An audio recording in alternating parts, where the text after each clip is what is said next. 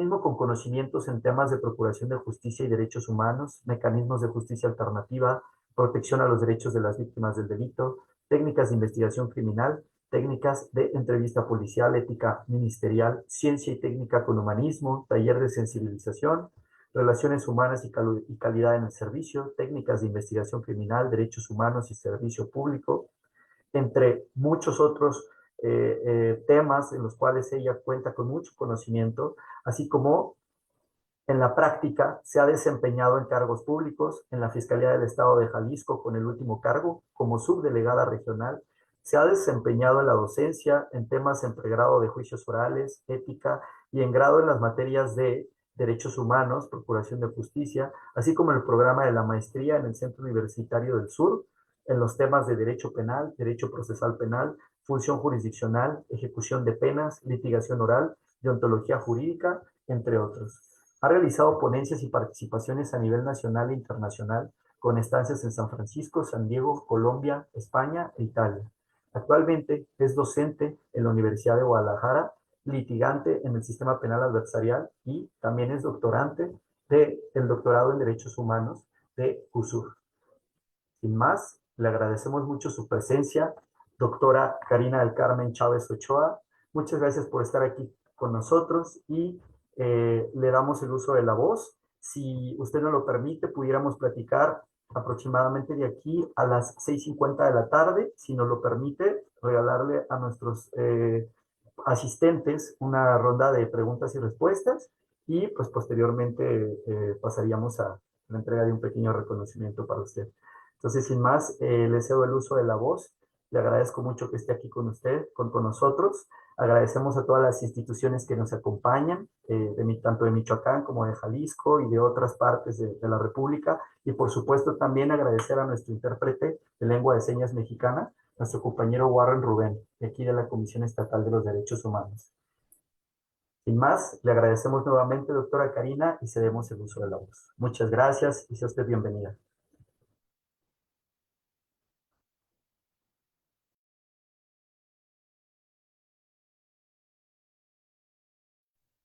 Al parecer está su micrófono cerrado, doctora.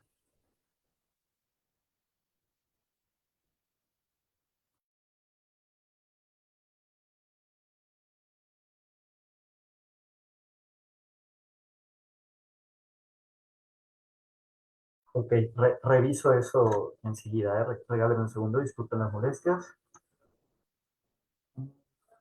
Listo, ya quedó. Adelante, doctora. Muchas gracias. Gracias. Bueno, pues buenas tardes. Sean bienvenidos todos los aquí presentes. Agradezco desde luego la invitación que me hace la Comisión Estatal de los Derechos Humanos del Estado de Michoacán. Muy honrada y agradecida con esta invitación. Y desde luego un agradecimiento especial a nuestro coordinador del doctorado en Derechos Humanos del Centro Universitario del Sur, el doctor Jesús Chávez, que seguramente aquí ya está conectado. Y bueno, pues agradecida siempre con el apoyo que nos ha brindado a todos los doctorantes en este doctorado que estamos cursando y que desde luego pues abona y en la participación y sobre todo en cómo nosotros vamos a ir garantizando, nosotros vamos a ir promoviendo, vamos a ir respetando derechos humanos. Gracias a todos los que me acompañan, a mis compañeros del doctorado, gracias por estar aquí y todas aquellas personas que nos acompañan el día de hoy. Sin más preámbulo, me voy a permitir compartir la presentación que tuve a bien preparar con ustedes. He de decirles que esta presentación, que en este momento, pues, ahorita ya ustedes están viendo, considero aquí en la pantalla, esta presentación parte precisamente de un trabajo de investigación que realizamos en nuestro cuerpo académico, que tenemos una línea de investigación precisamente con el sistema jurídico. Y el tema que nos atañe el día de hoy es los derechos humanos pro persona en relación con la víctima. ¿Por qué precisamente el principio pro persona con relación a la víctima? Bueno, lo vamos a desarrollar a lo largo de esta tarde, pero sí es importante enfatizar los derechos humanos no únicamente desde el ámbito general, sino cuando nos toca jugar o nos toca pertenecer a este rol de víctima, cómo es que las legislaciones aplican o medio aplican o relativamente aplican los derechos humanos que ya se encuentran establecidos a nivel internacional, nacional, estatal, ¿no? Entonces, bueno, la importancia de precisamente abordar este tema es visibilizar esta calidad de víctima y que sobre todo ver si realmente es tan efectiva la procuración y la administración de justicia en concordancia con las convenciones internacionales y los tratados internacionales, y que de este análisis vamos a llegar a una conclusión en la cual pues vamos a abordar más adelante. Para esto, pues bueno, parto de hacer un señalamiento o concretizar específicamente qué es la víctima.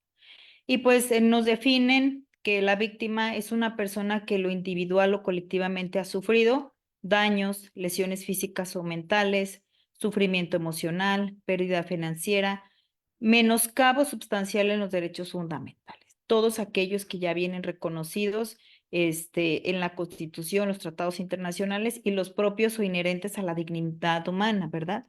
Pero esto como consecuencia de acciones o omisiones no propiamente de particulares. Estas acciones y omisiones también pueden ser derivadas de instituciones o de órganos de procuración o administración de justicia. Entonces, hemos visto que la calidad de víctima no nomás se adquiere de un particular hacia particular, sino que también tenemos instituciones, tenemos eh, servidores públicos que de alguna manera también violentan nuestros derechos humanos por acciones o por omisiones. Entonces, no es exclusiva de una persona. Para esto vamos a abordar la resolución 60/150 de las Naciones Unidas, que en aquel tiempo, es decir, desde el año 2005, en el mes de diciembre, se generó a raíz precisamente de estos convenios internacionales y que pues viene a hacer un énfasis en cómo debemos de aplicar la justicia, cómo debemos de garantizar los derechos de las víctimas cuando han sido, vaya la redundancia, víctimas o se les ha transgredido un derecho por la conducta de otra persona, de la colectividad o de un servidor público.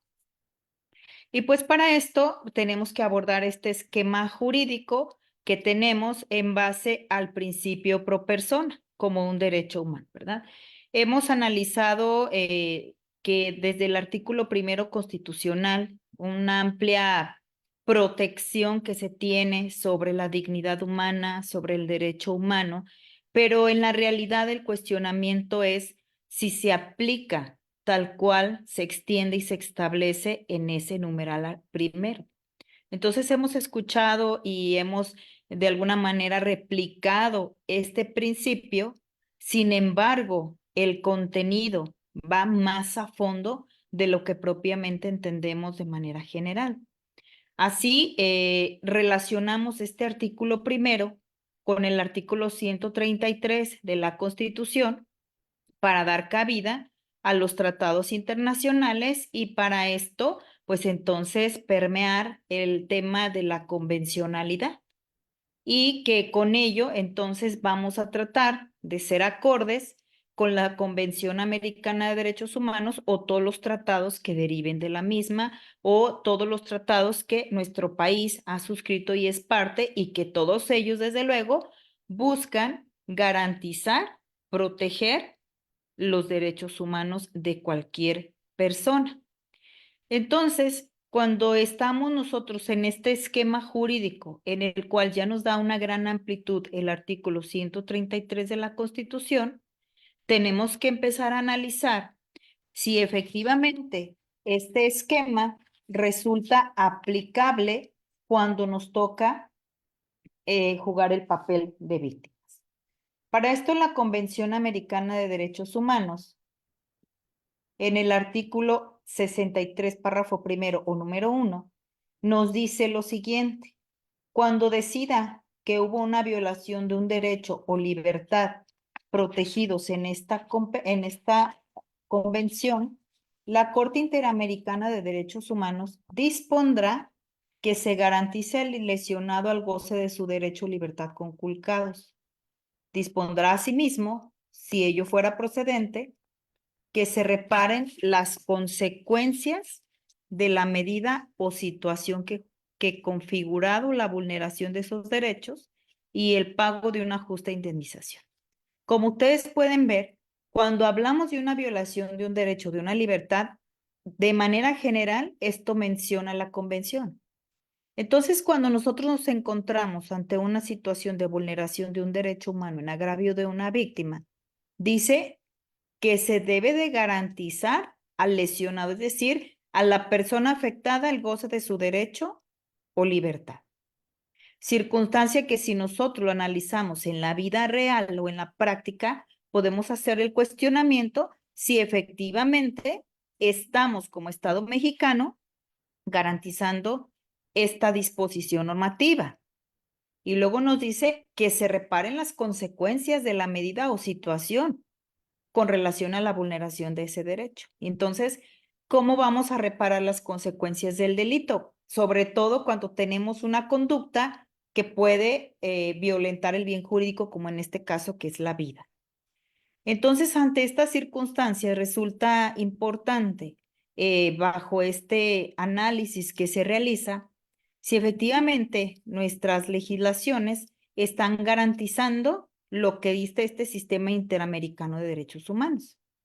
Y para lo cual, pues ya nos da un lineamiento que para poder nosotros generar esta garantía hacia la víctima, enfatizando precisamente el principio pro persona, tenemos que investigar los hechos, tenemos que identificar un responsable, se tiene que juzgar al responsable y se tiene que aplicar una sanción al responsable. Esta sanción pudiera ser una restitución, una medida de satisfacción, una medida de rehabilitación, una garantía de no repetición, una indemnización y los gastos y las costas. Y pues bueno, cuando nosotros hablamos de este tipo de medidas, pues también vamos a encontrarlas que nuestro sistema jurídico mexicano las contempla en la ley, pero no en la realidad y en la práctica. Entonces, abordamos precisamente que a raíz de todas estas circunstancias, estas ratificaciones de nuestro Estado mexicano ante los tratados internacionales, pues se ha llevado un monitoreo, relacionado con los derechos humanos en México desde el año 1999 y el año 2010, en donde entre otras observaciones que se hicieron, que en aquel tiempo se englobaba la tortura, el arraigo, entre otras cosas, pues habla de la vigencia de los derechos internacionales en México en el sistema jurídico interno. Esta fue una de las observaciones que se hizo por el monitoreo de la Comisión de los Derechos Humanos de la Corte Interamericana de Derechos Humanos. Por lo tanto, si ustedes hacen un análisis o ven, logran visualizar, pues estamos hablando de una temporalidad de 20 años aproximadamente, en la cual desde entonces ya estábamos hablando de esa vigencia de que efectivamente se encontraran en nuestras legislaciones internas. Y es así como a partir del año 2011, si ustedes recuerdan, pues se llevó a cabo una reforma en materia de derechos humanos. Previo a esta, también se llevó a cabo una reforma en el sistema de justicia penal, que fue en el año 2008, y estas dos reformas del año 2008 al año 2011, pues vinieron a marcar un nuevo paradigma respecto de la participación de la víctima en un procedimiento judicial, ¿sí? Porque en este procedimiento judicial, si nosotros volvemos al sistema tradicional, podemos advertir que la víctima realmente tenía una calidad de olvido, por decirlo de esta manera. Su participación era y presentar la denuncia, que su dicho se valorara por un sistema tasado bajo un sistema tradicional y que al final de cuentas la reparación del daño que pudiera derivar como consecuencia del delito, pues esta ni siquiera supiera o a ella no le enteraran si efectivamente ocurrió o no ocurrió, porque ni siquiera se generaba la notificación hacia la víctima para que estuviera informada de sus derechos o del avance del proceso, lo que hacía una nula participación de la víctima en este esquema anterior y que pues desde luego pues dejaba completamente en un estado vulnerable a esta persona a la cual se le había violentado, transgredido un bien jurídico. Por lo tanto, veíamos, omisiones de parte de las autoridades que se respaldaban en la ley y pues bueno, dice el monitoreo de la Comisión de Derechos Humanos de la Corte Interamericana, pues Estado mexicano observa si efectivamente estas disposiciones internacionales están aplicándose en tu país de manera paralela a lo que tú ya has firmado en estos tratados, ¿no? Y entonces empieza a generarse todas estas manifestaciones, todos estos esquemas de modificación para hacer una revolución jurídica y implementar un sistema de justicia en el cual si bien se garantizaban derechos del imputado, pero también se garantizaban los derechos de la víctima u ofendido.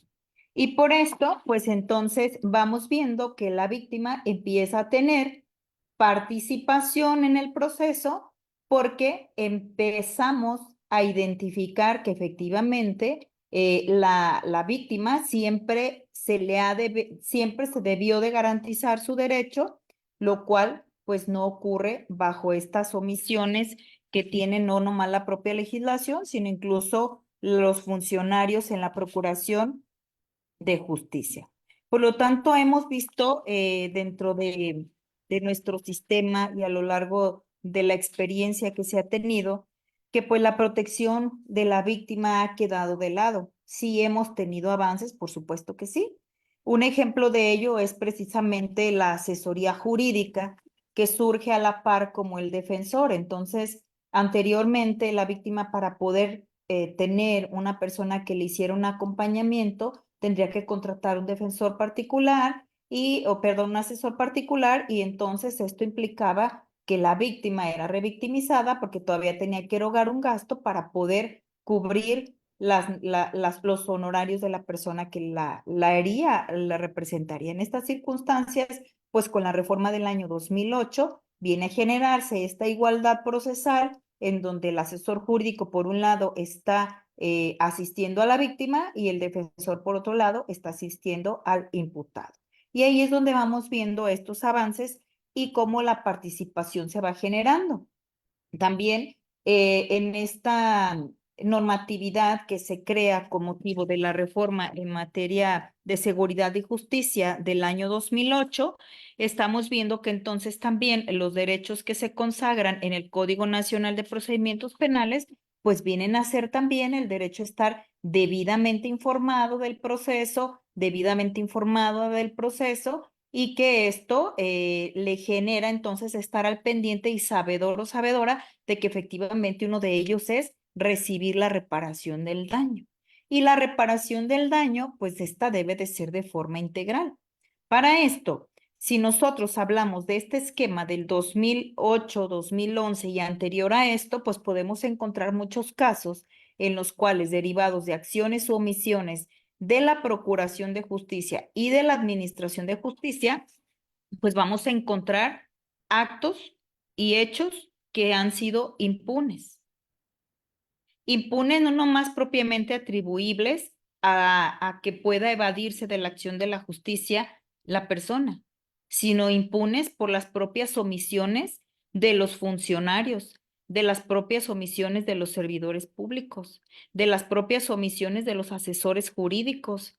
Y en este sentido, pues dejamos a la víctima en una situación desprotegida y por ello, entonces tenemos que enfocarnos también a este principio pro persona para ver qué es lo que más le garantice en cuanto a la normatividad aplicable en su derecho humano para garantizar precisamente esto que ya se ha señalado, que se ha observado y que ya se establece incluso en esta resolución 60 diagonal 147 que les comentaba, que ahorita voy a hablar un poquito más de ello.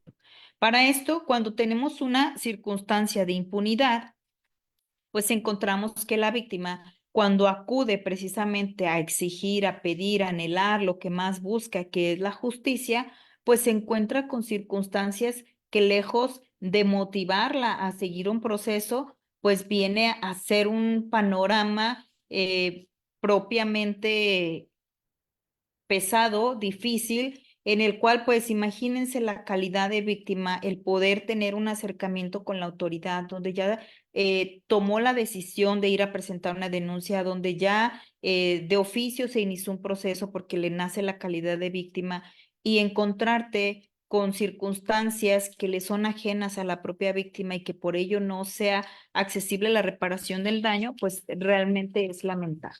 Y quiero citar algunos ejemplos. En esta investigación yo cuestionaba precisamente el tema de que han existido diferentes circunstancias para poder nosotros analizar si efectivamente en un caso en concreto pudiéramos nosotros aplicar la ley en cuanto a su texto de manera literal, pero realmente en el fondo lo que quiere decir el legislador. Por ejemplo, yo les pongo una circunstancia en la práctica como el dictado de una sentencia absolutoria.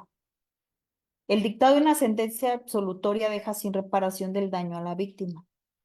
Y entonces, ¿dónde está el cumplimiento de la legislación? ¿Dónde está la Convención de Derechos Humanos? ¿Dónde están las disposiciones del principio pro persona? ¿Cómo el sistema jurídico se va a encargar de que en un asunto en particular, si se ha dictado una sentencia absolutoria, la víctima pueda ser restituida en el goce de su derecho? Y esa sentencia absolutoria puede ser por varios factores.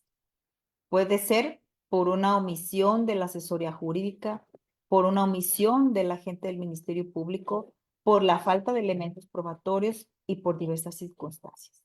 Entonces aquí es donde encontramos esta situación de impunidad que no le es atribuible a la víctima, pero la ley dice que se debe de garantizar y el Estado es el responsable de garantizarlo. Entonces, ¿cuál es el mecanismo para poder garantizar lo que ya está dicho, lo que ya está suscrito, lo que ya está firmado? Y encontramos que en la práctica, pues esto no sucede. Por eso, con relación a la impunidad, vamos a ver que en la realidad encontramos proporcionalidad, ponderamos derechos humanos de la víctima. Respecto a este tema de la proporcionalidad y la ponderación, la Suprema Corte de Justicia de la Nación, precisamente en un registro digital 200594, de la instancia de los tribunales colegiados de circuito, nos habla del siguiente rubro y nos dice control difuso de convencionalidad ex oficio. Cuando un derecho humano esté reconocido en normas de ámbitos distintos, uno nacional y uno internacional, el juez no debe ejercerlo en todos los casos para resolver un caso concreto, sino realizar un ejercicio previo de ponderación entre ambas para verificar cuál de ellas concede una mayor eficacia protectora a la persona. Entonces aquí nos habla precisamente de cómo estos principios se relacionan principalmente con esta norma protectora, que es el principio pro persona. Y entonces la obligación del Estado, por medio de los jueces, es decir, en la administración de justicia, pues debe de realizar estos ejercicios, pero siempre garantizando en todo momento las garantías que den más protección a la víctima. En esto, pues entonces podemos ver que la participación y la inclusión de la víctima en el proceso, pues resulta ser de gran importancia. Si nosotros, bajo el principio de inmediación del sistema de justicia penal, no tuviéramos a la vista a la víctima, ni siquiera nos pudiera generar esa certeza de a quién le vamos a garantizar ese derecho. Afortunado el sistema en poder establecer este principio de inmediación, en donde el juzgador ya pueda observar precisamente la situación de la víctima y su situación vulnerable. Es muy distinto, yo les explicaba cuando me toca hablar de este tema, es muy distinto escuchar la declaración de una víctima de manera directa y presencial, viéndola en su lenguaje verbal y no verbal, a diferencia de ver en un sistema escrito una declaración que tú lees y que no tiene emoción, que no tiene una manifestación y que no tenemos algo que observar más que un mero texto, que cada quien le vamos a dar el sentimiento que de acuerdo a nuestra naturaleza tengamos, ¿no? Entonces es muy distinto. Por eso el hecho de tomar como referencia a la víctima en este tema es visibilizar la importancia que tiene su voz, escucharla y tomar a consideración qué es lo que busca. Muchas ocasiones las víctimas no propiamente quieren una sanción económica o privativa de su libertad. Las víctimas buscan una disculpa, buscan una explicación, buscan cómo resarcir este daño de una cuestión más emocional. Y entonces aquí podemos hablar de una medida de satisfacción, ¿no? Entonces podemos hablar de otro tipo de temas, pero realmente tenemos que tomar muy en serio los derechos humanos de las víctimas. Bien, en cuanto a esta resolución aprobada por la Asamblea General de las Naciones Unidas del 16 de diciembre del año 2005, bueno, afirma la importancia de abordar el derecho a interponer recursos, de obtener reparaciones de las víctimas de violaciones manifiestas de las normas internacionales en derechos humanos y de violaciones graves del derecho internacional humanitario de manera sistemática, exhaustiva a nivel nacional e internacional. Por lo tanto, en esta resolución de la cual nuestro Estado mexicano forma parte, pues, que a partir del año 1981, nuestro país ha firmado la Convención de Derechos Humanos. Bueno, este instrumento internacional está al alcance de nuestra nación. Y aquí nos dice que lo que debe de hacer nuestro país es esto, es adoptar disposiciones legislativas y administrativas y otras medidas apropiadas para impedir las violaciones. Es decir, está hablando de una situación de prevención. ¿Cómo nosotros podemos prevenir la comisión de estos delitos o de violaciones a los derechos humanos? Pero luego ya una vez ocurrido el hecho, dice, bueno, investiga, pero investiga las violaciones a derechos de forma eficaz, que sea rápida, que sea completa, que sea imparcial y que incluso puedas adoptar medidas contra los presuntos responsables de conformidad al derecho interno e internacional. Entonces, pues es no solamente prevenir, ahora es, bueno, ya se cometió el acto que violenta y vulnera el derecho o lo restringe y entonces tenemos que buscar la forma de investigar. Desafortunadamente, en cuanto a este tema, pues las investigaciones cada vez se vuelven menos eficaces y menos prontas, también menos imparciales, desafortunadamente. Y esto pues se debe a diversas circunstancias, entre ellos pues los hechos de corrupción, las parcialidades derivadas por autoritarismos o cualquier otra circunstancia, ¿no? Bueno, temas que resultan reales y de mucha importancia, pero pues que desde luego pues sí atienden a cuestiones propiamente los valores de los servidores públicos, ¿verdad? Otro de los puntos es dar a quienes afirman ser víctimas de una violación de sus derechos humanos o del derecho humanitario un acceso equitativo y efectivo a la justicia, con independencia de quien resulte ser en definitiva el responsable de la violación.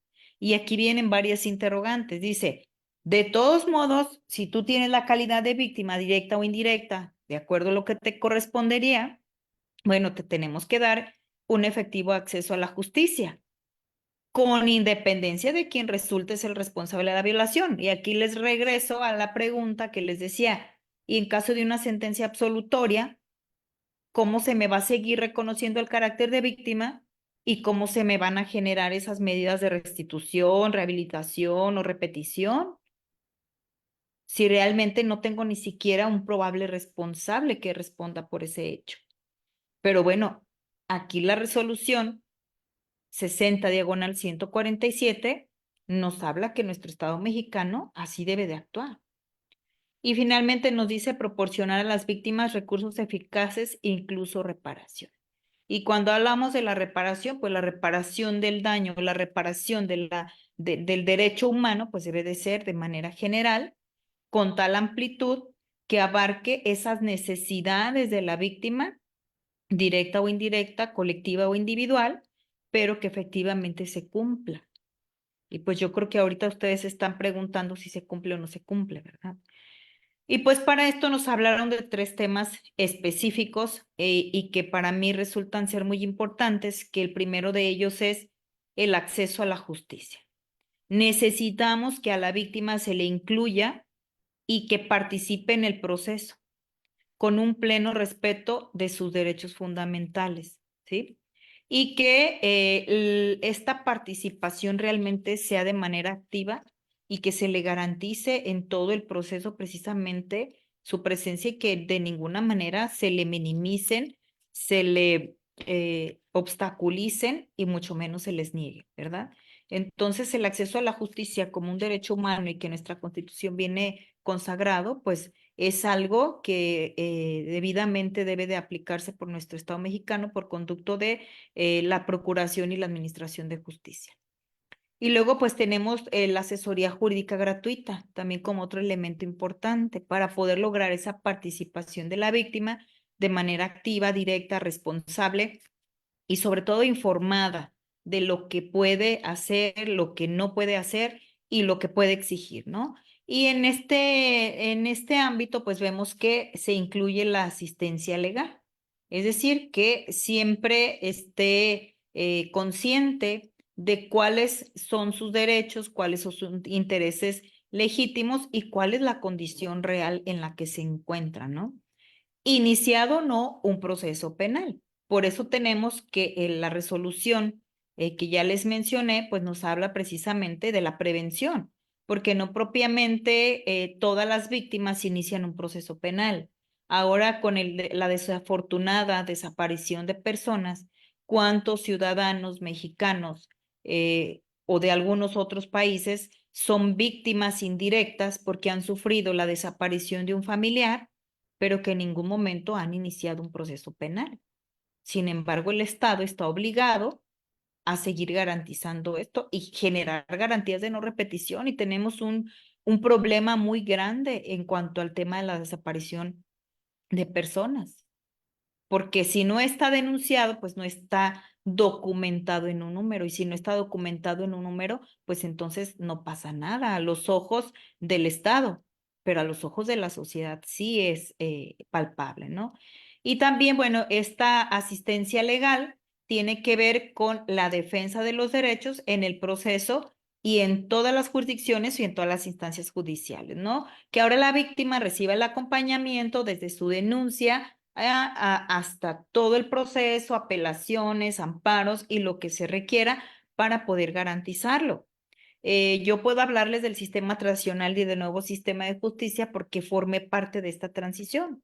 Y recuerdo que anteriormente pues era muy remoto que la fiscalía realizara un amparo a las víctimas y ahora es lo común, ¿no? Ahora, si no tiene asesor jurídico, pues la fiscalía se encarga de generar pues esta representación y qué bueno, esto significa que vamos avanzando en este tema de la representación de la víctima. Y pues la reparación del daño como otro punto importante a considerar, en donde pues se considera que los tipos de reparación del daño por la violación a los derechos humanos en el sistema interamericano, pues nos obliga a lo que ya habíamos mencionado, a investigar, identificar, juzgar y sancionar a los responsables. ¿A qué? A que se restituya, satisfaga, rehabilite y se generen garantías de no repetir, no de repetición, así como pagar gastos y costas derivadas de la violación de derechos humanos. ¿Sí? Luego entonces, nuestra ley general de víctimas en nuestro país, pues aborda estos temas.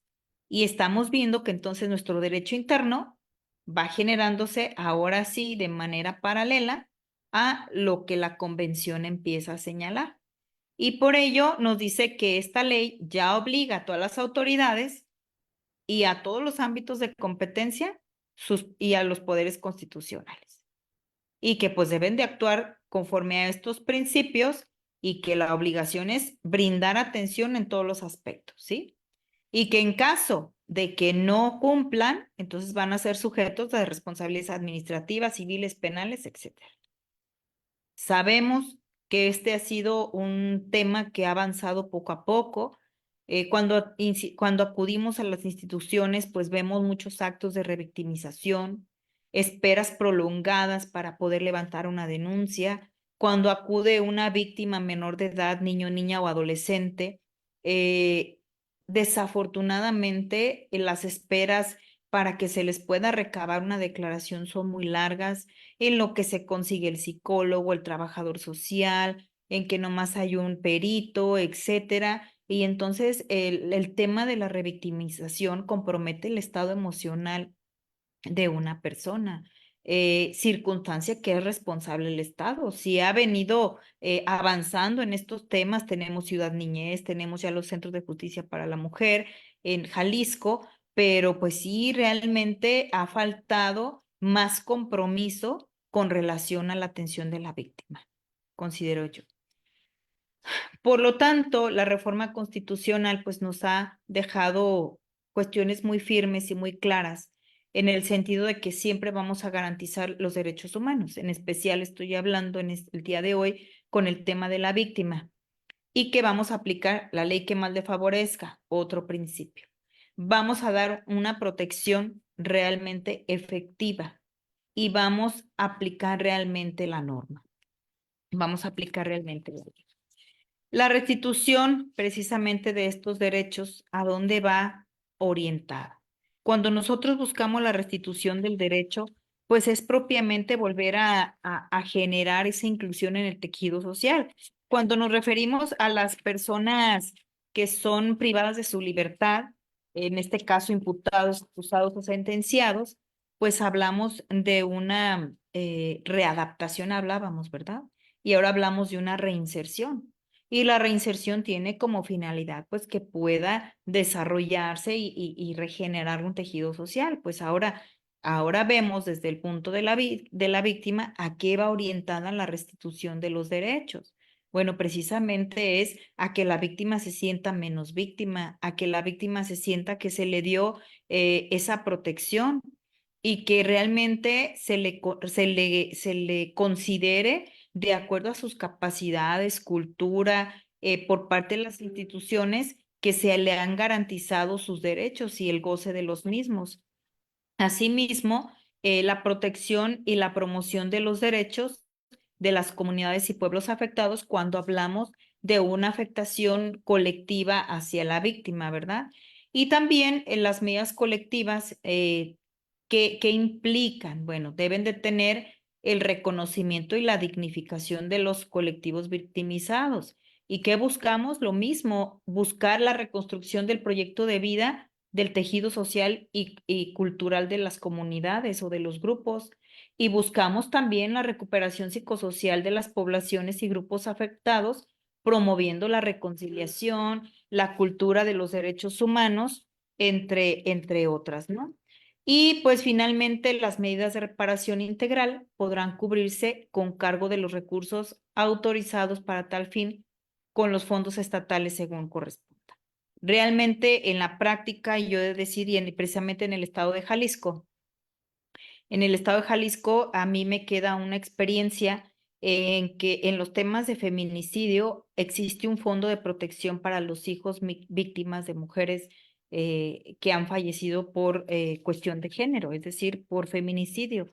Sin embargo, pues este fondo va dirigido únicamente a ellos. Sabemos que los fondos sí se generan, pero no de manera general, como nos dice precisamente esta resolución 40/147, que debe de ser a las víctimas independientemente de que se identifique o no la persona responsable. Y para ello yo quiero ir finalizando para decirles cómo la reparación integral tiene que ver con la realidad de cada caso concreto.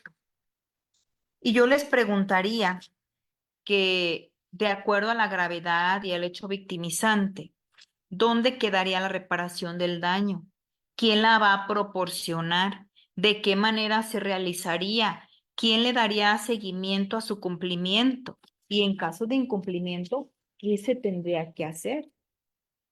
Y quiero concretar en unos ejemplos de la vida cotidiana, de la vida jurídica, en la cual yo les puedo decir que en mi experiencia particular ha habido eventos, número uno, con imputado identificado con bienes para responder para la reparación del daño, cuando hablamos de una reparación pecuniaria o económica.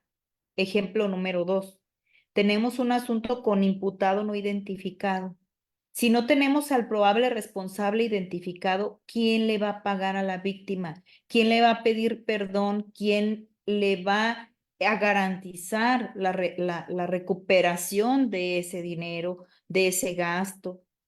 Número tres, tenemos un imputado identificado sin bienes para poder responder respecto de su conducta. ¿Qué sucede? Nos dice un principio en materia de derecho penal. La sanción no puede ir más allá de los bienes de la persona. Y entonces, sí tenemos un probable responsable, pero no tenemos la manera de cómo lograr una reparación integral del daño. Y luego tenemos como un ejemplo número 4, que tenemos un imputado identificado, pero es absuelto por fallas en el proceso, porque le aplicaron el protocolo de Estambul y resulta que fue víctima de tortura y entonces lo absolvieron. Sí es el responsable, pero hubo una falla en el proceso y lo absolvieron. ¿Es una omisión desde la investigación o es una acción desde la investigación que tiene una consecuencia en el proceso, pero principalmente en la víctima, que ya no va a recibir esa reparación integral del daño?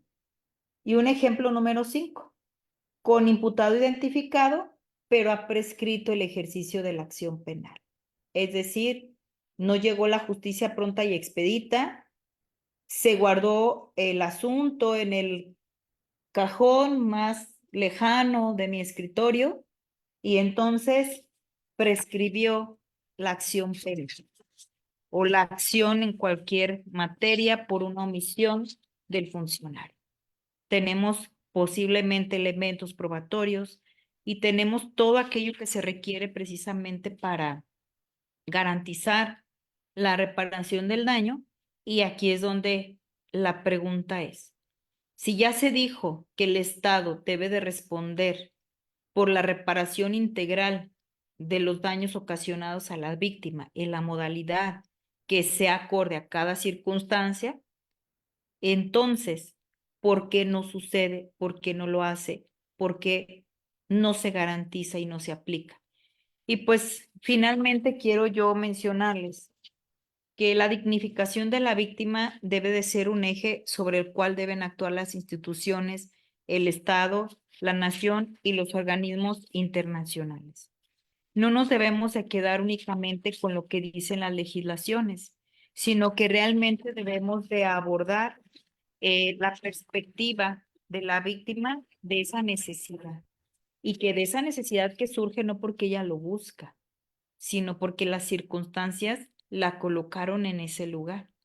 Y entonces, ¿cómo vamos a dignificar de esta manera cuando ya tenemos una ley general de víctimas, cuando ya tenemos una convención, cuando tenemos una constitución que da apertura mediante el artículo 133 constitucional a que efectivamente se garanticen de manera plena sus derechos humanos? Por lo tanto, pues con esto cierro mi participación. Abro el tiempo, o se abre el tiempo para las preguntas y respuestas. Y pues sin más, les agradezco mucho que me hayan escuchado estos minutos y pues sobre todo pues agradezco también a mis compañeras del cuerpo académico con las cuales hemos venido trabajando estos temas y que representa para nosotros una gran importancia poderlo visibilizar. Y esta es una oportunidad el día de hoy para compartir con ustedes esta investigación. Muchas gracias. Doctora Karina, muchísimas gracias por su participación. Definitivamente un tema de muchísima relevancia y también de bastante amplitud que, digo, lamentablemente tenemos muy poquito tiempo para deleitarnos con todo su conocimiento y aunque fue breve, fue sumamente fructífero. Y entonces, con su permiso, doctora, Esperamos aquí algunas preguntas. Quienes gusten tomar la palabra, ver si es posible abrir el micrófono, si no para ahorita comentarlo con el área de tecnología. Pero por lo pronto tenemos aquí una pregunta de la licenciada Dalila Campos. Mientras damos respuesta a la misma, igual si gustan hacer más preguntas, insisto, pueden hacerlo por medio de su micrófono o aquí por el chat. La licenciada Dalila Campos, a quien me da mucho gusto saludar aquí, nos comenta, buenas tardes, ¿cuál es el procedimiento para hacer pagar al Estado la reparación del daño cuando el imputado o sentenciado resulta insolvente?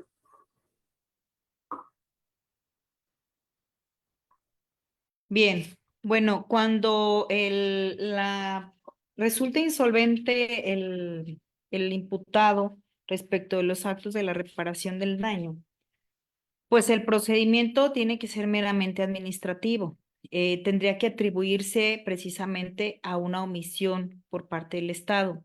Como les comentaba, desafortunadamente, los fondos que se generan pues no son propiamente de manera generalizada. Tendríamos que concretizar de manera particular el caso en concreto. En mi experiencia particular, como les comentaba, los procesos para garantizar la reparación del daño, en este caso, se llevan a cabo administrativamente por medio de la Fiscalía, y el Estado de ese fondo garantiza únicamente a las víctimas que son niños que han quedado en situación pues sin papá y sin mamá, por decirlo. Muchas ocasiones el papá queda en la cárcel y la mamá fallece como consecuencia del feminicidio. Pero de manera general no existe un procedimiento en el cual se pueda reclamar en todos los casos en particular. Entonces, no existe más que en unos casos específicos. Y lo que sucede en el derecho penal es que como la responsabilidad penal no puede ir más allá de los bienes del delincuente o de la persona responsable, ¿qué sucede? Pues que la persona paga prácticamente, por decírtelo de manera sencilla, con cárcel, ¿sí? Es decir, la responsabilidad del Estado aquí no se asume para poder garantizar la reparación del daño, porque con la pena privativa de libertad es de esta manera como se cumple o se satisface, en este caso, la reparación del daño. No sé si con esto quede contestada la pregunta. Muchas gracias, doctora. Esperamos, quizás, si es posible, alguna réplica de la licenciada Dalila. Mientras tanto, quisiera leer también aquí una pregunta por parte de nuestro compañero Warren Rubén, que es nuestro intérprete de lengua de señas mexicana, y nos dice, interesante su exposición. Esto de la aplicación del principio pro persona, sobre todo de la víctima, se está aplicando en mayor o menor medida. No obstante, aún se deja atrás a las personas con discapacidad. Como bien lo expresa la COPESOR, una cooperación nacional de personas sordas, de hecho las siglas es coalición, significa coalición de personas sordas. A pesar de tener 29 años, la aprobación de leyes para personas sordas no se aplica. ¿Qué sugieren ustedes para mejorar en este punto desde su expertise? Bien, ahorita que toma ese tema, efectivamente aquí lo que puedo traer a colación es que las reglas de Brasilia, como instrumento internacional, también ahí contempla los grupos vulnerables, y entre estos grupos pues tenemos a las personas con discapacidad. Pero en la experiencia personal yo quiero decirle y me hizo recordar un asunto donde participé como agente del Ministerio Público en favor de una víctima, y la víctima era sorda. Entonces, recuerdo que hicimos unos ajustes razonables, pero obviamente, lejos de lo que señala la ley, esto es un compromiso más del servidor público, ¿verdad? Aunque viene contemplado en las leyes de Brasilia y algunos otros instrumentos que se emiten, sobre todo existe un protocolo para juzgar personas con discapacidad por el Supremo Tribunal de Justicia, y también las leyes, las reglas de Brasilia. Y en esta ocasión que hablábamos de esta persona que en calidad de víctima que era sorda, hicimos ajustes razonables para poderla interrogar en un juicio oral, porque en el juicio el proceso llegó a la etapa final precisamente porque decían los defensores, o en este caso el acusado, que no iba a ser posible comprobar el delito porque estábamos a una persona con una capacidad distinta o con una discapacidad o con esta condición física. Entonces, con estos ajustes razonables se logró establecer mediante la participación de psicólogos, intérpretes que existieron y nos auxiliaron, poder lograr llevar a cabo un interrogatorio en el cual, nomás para recordarles y ser enfáticas, recuerdo que el alegato de apertura decía que la justicia iba a dar voz a los que no lo tienen y esto implicaba pues visibilizar ante los juzgadores que efectivamente tenemos también víctimas que no vemos o que dejamos de lado precisamente por su condición. Esta fue una sentencia muy satisfactoria en el aspecto personal, pero sobre todo social, porque precisamente por esta condición doble vulneración, mujer, y todavía con esta condición especial, pues parecía que era nula y inaccesible la justicia. Sin embargo, considero que esto es lo que se debe de considerar y que poco a poco hemos ido avanzando. Sí es compromiso del Estado, pero también tiene que ser por parte de los funcionarios que estamos en la Procuración o en la Administración de Justicia, creo yo. Muchísimas gracias, doctora Karina, también la licenciada Amelia, compañera de aquí también de esta Comisión Estatal de los Derechos Humanos, que a pesar de tanta carga de trabajo, ella siempre está muy Gracias. atenta y y muy pendiente y participativa en nuestros, en estas actividades, por lo que le agradecemos mucho también su compromiso, maestra Amelia. Buenas tardes, muchas gracias. Muy interesante y clara la exposición. Asimismo, la licenciada Andrea Álvarez, también una litigante muy destacada, también en apoyo en defensa de víctimas de delitos y violaciones a derechos humanos, nos comenta es un hecho que el Estado es el responsable, por eso existe el Registro Nacional de Víctimas, sin embargo, en la práctica real no existe. A lo más que se puede llegar a hacer, o en mi experiencia, fue una disculpa, es decir, medio de satisfacción, pero no una, dice, comprensión económica, pero imagino que es compensación económica. Luego a veces ahí el autocorrector nos traiciona, ¿verdad? ¿Algún comentario al respecto, doctora? Pues realmente creo que considero que tiene toda la razón. Hemos tratado de avanzar en muchos temas, sí, en este registro de víctimas, pero no deja de ser un número.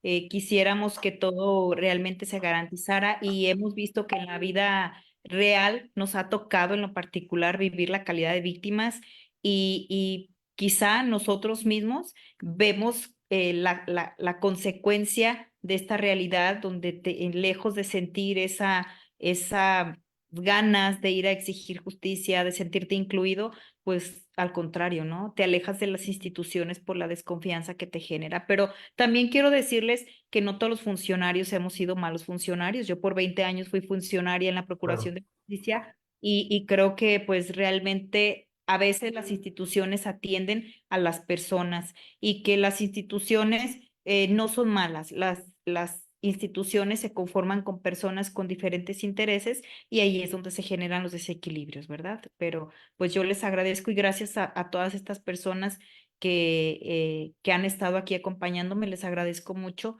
sus palabras y sus participaciones en este tema. gracias, doctora. También Alma América Costa Ochoa, también una destacada servidora pública del Tribunal Electoral del Estado de Michoacán y también siempre presente en estas participaciones. Excelente disertación de la ponente, muy entendible, muchas gracias. La licenciada Dalila, gracias.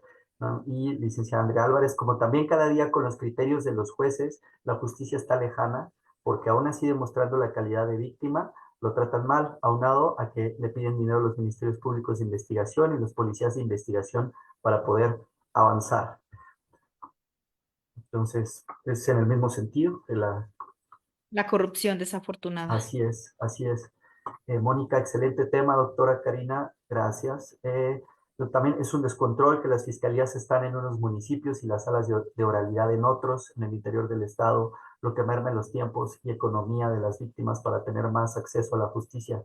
En fin, sí ha avanzado, pero le quedan a deber mucho a las víctimas. Gracias. Sí, yo también comparto, también que tuve la oportunidad de estar trabajando tanto en la Comisión Ejecutiva de Atención a Víctimas a nivel federal como a nivel estatal, y sí, definitivamente todavía hay muchos pasos que dar y pues esperemos que no se no se le siga coartando todos esos derechos adquiridos o todo eso que se ha trabajado en favor de las víctimas y que ha sido este esfuerzo tan grande, ¿no, doctora? De las víctimas y de los colectivos de víctimas para dar creación a la Comisión Ejecutiva, el Fondo de Ayuda, Asistencia, Reparación Integral, entre tantas cosas que lamentablemente a veces pareciera que desde el discurso oficial o desde diferentes fotos de poder empiezan a golpetear este tipo de instituciones y pues bueno, esperemos que lo que se ha adquirido ya no se siga minando, ya no se siga bombardeando y que podamos seguir haciendo muchos esfuerzos en favor de las víctimas de delitos y de violaciones a derechos humanos.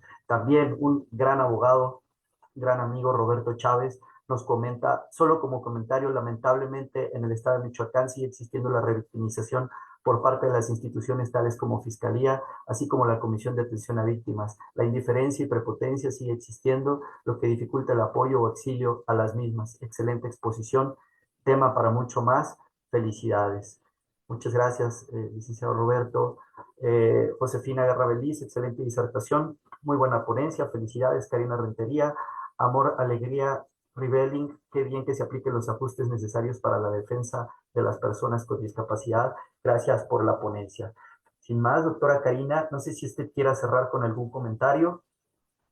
Pues únicamente agradecerles todos sus comentarios y participaciones y decir pues que estamos en un camino, que creo que nosotros mismos podemos ir haciendo los aportes desde nuestra trinchera para poder mejorar este sistema de vida y sobre todo la realidad jurídica que tenemos, poderla visibilizar a otros extremos. Yo por eso formo parte del doctorado en Derechos Humanos y creo que desde ahí podré hacer lo propio y seguiré haciéndolo en favor de este sistema de justicia. Muchas gracias. Muchísimas gracias, doctora Karina, de verdad. Y también gracias a todas las personas y compañeros de esta Comisión Estatal de Derechos Humanos, también de todas las personas que están desde Guadalajara, diferentes partes de Jalisco, el Tribunal Electoral, Secretaría de Seguridad Pública, Fiscalía, entre muchas instituciones que nos acompañan el día de hoy, personas con mucho compromiso. Y doctora, queremos aprovechar, no sé si podemos ver ahí en la pantalla, se alcanza a ver. Sí. Muy bien, pues un pequeño detalle por parte de la Comisión Estatal de los Derechos Humanos y también del doctorado en Derechos Humanos de la Universidad de Guadalajara. La Comisión Estatal de Derechos Humanos de Michoacán de Campo otorga el presente reconocimiento a la doctora Karina del Carmen Chávez Ochoa por su valiosa participación como disertante en la conferencia virtual Derechos Humanos y Principio Pro Persona en favor de la víctima en el ciclo académico Diálogos en Derechos Humanos y Libertades Fundamentales, que tuvo verificativo el 14 de agosto de la presente anualidad. Ciudad de Morelia, Michoacán, firman el doctor Marco Antonio Tinoco Álvarez, presidente de la Comisión Estatal de los Derechos Humanos de Michoacán de Ocampo, el maestro Alejandro Sandoval Rocha, coordinador de estudios, divulgación y capacitación de la Comisión Estatal de los Derechos Humanos de Michoacán de Ocampo, reconocimiento que le haremos llegar a usted, doctora. Nuevamente estamos muy agradecidos y también agradecidos con el doctor Jesús Chávez, que sin su esfuerzo estas actividades serían muy complicadas de realizar y pues obviamente gracias a él hemos podido contactar a ponentes de lujo, profesionales y también personas con gran calidad humana como las de ustedes. Y pues muchísimas gracias de verdad por su Gracias. compromiso, por todo lo que aprendimos el día de hoy.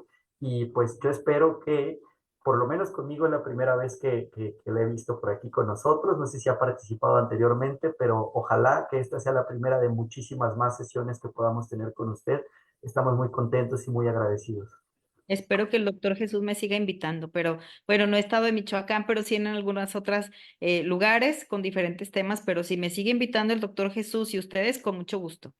Así Gracias. será, así será. Les agradecemos muchísimo. Son gente valiosísima y de la cual hemos aprendido muchísimo. Así que muchas gracias. Agradecerles a todos los asistentes.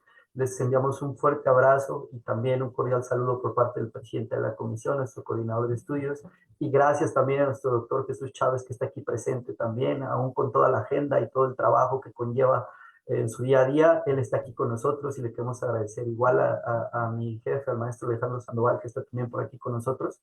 Muchas gracias, que pasen una excelente noche y pues nos vemos en la siguiente sesión. Esperen información en sus correos y en sus WhatsApps y les tenemos algunas sorpresas por ahí con grandes ponentes que ya vienen en los próximos 15 días. Tenemos nuestra siguiente sesión y cada 15 días, los miércoles, nos vamos a estar viendo por aquí. Muchas gracias, doctora. Le enviamos un fuerte Gracias. abrazo y gracias a todas y todos. Que tengan muy bonita noche. Gracias. Buenas noches. Dios.